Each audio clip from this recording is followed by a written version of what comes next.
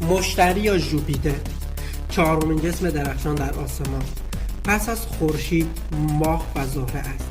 اگرچه گهگاهی مریخ یا بهرام درخشانتر به نظر می‌آیند، اما به کمک دوربین‌های دوچشمی برخی از قمرهای مشتری نیز قابل دیدن خواهد بود. جرم مشتری 2.5 بار از مجموع جرم‌های دیگر سیاره‌های منظومه شمسی بیشتر خواهد بود. جرم مشتری 318 بار بیشتر از جرم زمین است و قطر آن 11 برابر قطر زمین است. مشتری می‌تواند 1300 زمین را در خود جای دهد. میانگین دوری آن از خورشید در حدود 778,500,000 کیلومتر، یعنی بیشتر از 5 برابر دوری زمین از خورشید باشد. ستاره‌شناسان با تلسکوپ برپا شده در زمین و ماهوارهایی که در مدار زمین می‌گردند به بررسی مشتری می‌پردازند. ایالات متحده تاکنون 6 فضاپیمای بدون سرنشین را به مشتری فرستادند. مشتری بزرگترین سیاره گازی منظومه شمسی و همچنین این غول بزرگ بیشترین ماه‌ها را در کنار خودش داره. مشتری دارای 92 قمر شناخته شده است که 16 ماه آن قطری بیش از 10 کیلومتر دارند. 4 ماه از بزرگترین ماه‌های مشتری به ترتیب دوری از این سیاره عبارتند از آیو، اروپا، گانیمد و کالیستو. این 4 ماهک را ماه‌های گالیله هم می‌نامند، زیرا ستاره‌شناسان ایتالیایی آن را در سال 1610 به وسیله نخستین تلسکوپ پیدا کردند. در 16 دسامبر 1995 فضاپیمای گالیله متعلق به ناسا به مشتری رسید و نخستین گردش خود از 35 گردش دور سیاره را آغاز کرد. در بیشتر از 7 سال این فضاپیما 14,000 تصویر از مشتری و ماه‌های حلقوی آن گرفت.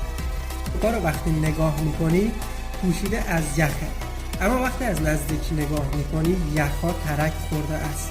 مشخص این یخ‌های ترک خورده و شکسته دوباره یخ زده. همین ترک‌ها نشون میده که این کره کاملا از یخ تشکیل نشده. اگر این کره کاملا از یخ تشکیل شده بود هیچ ترکی نباید دیده میشد.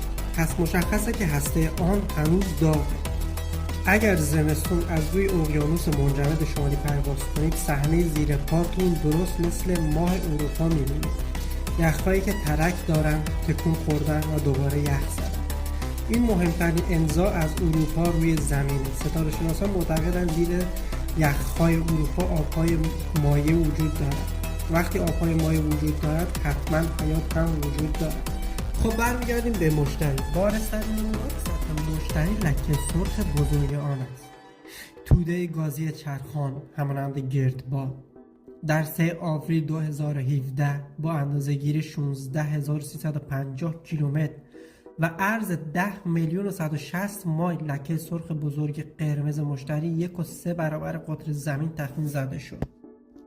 رنگ لکه بیشتر از سرخ آجوری به قهوه‌ای کمرنگ تغییر می‌کند و گاهی این لکه تماماً ناپدید می‌گردد. رنگ آن شاید برآمده از اندازه کم فسفر و گوگرد در کریستال‌های آمونیاک باشد. تندی چرخش لکه در لبه آن در حدود 360 کیلومتر در ساعت است. این لکه در فاصله یکسانی از استوا به آرامی از شرق به غرب حرکت می‌کند. ناحیه‌ها و کمربندها و لکه‌های بزرگ بسیار پایدار و هماهنگ سیستم چرخشی زمین است. از زمانی که رابرت هوک در سال 1664 این لکه را پیدا کرد، این ویژگی‌ها تغییر چندانی از خود نشان ندادند. ما هنوز به درستی مشتری را نمی‌شناسیم. شاید در آینده نزدیک فضاپیماهایی را برای کاوش و فهم بیشتر به سیاره مشتری فرستادیم، اما تا آن زمان بهتر نگاهی به قمر پررمز و راز مشتری بندازیم. قمری که سالهاست انسان در پی حیات در آن هست.